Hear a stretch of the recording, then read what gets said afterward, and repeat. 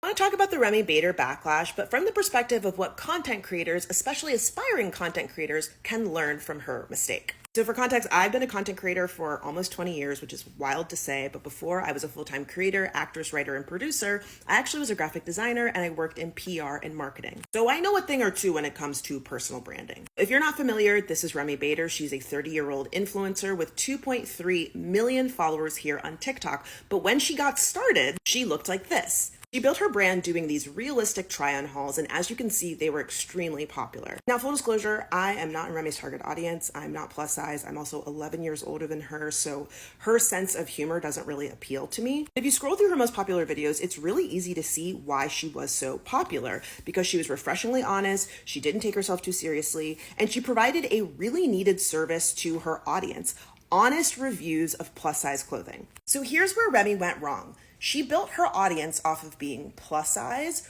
relatable, and honest. Now, it should go without saying that her body, her choice. But because she got weight loss surgery and didn't disclose, and then also started blocking people who asked her if she got weight loss surgery, and kind of danced around what she was doing to lose weight, she made a crucial mistake. She completely abandoned the core tenets of her brand: being plus size, being relatable, and being honest. So now, a year after dodging the question, she goes on Khloe Kardashian's podcast and says, I actually did get weight loss surgery, but I got a new kind that no one guessed, so I wasn't lying, I just wasn't telling you the whole truth. And of course, people are pissed about it. Now look, there's nothing wrong with pivoting or expanding your brand. We are human, we evolve. But here's what you can learn as a content creator or aspiring content creator. Identify those 3 core tenets of your brand that you want people to associate with you and your content. And then if you need to pivot, you should make sure that at the very least you maintain 1 or 2 of those things before you bring something new into the arena. So for example, Remi starts losing weight, she's no longer plus size. She needs to maintain the relatable and honest part of her brand. And she didn't even have to give us the nitty-gritty of her weight loss surgery,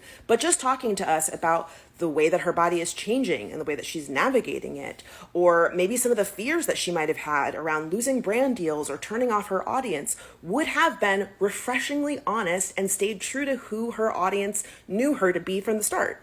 If you are a content creator, the lesson here is come up with those 3 core tenets that you want people to associate with you and your content, and make sure that you are staying true to them no matter what kind of content you are creating. So for example, my core tenets are smart, honest, and funny, no matter if I'm doing the leopard song or I'm doing a vlog or culture commentary. I always make sure that at least 1 or 2 of those show up in my content. Tell me your brand's core tenets in the comments below, and if you enjoyed this video, you should consider coming out to my upcoming masterclass, The Brand is Strong, happening April 19th and 26th. You can find out more and sign up at thebrandisstrong.com.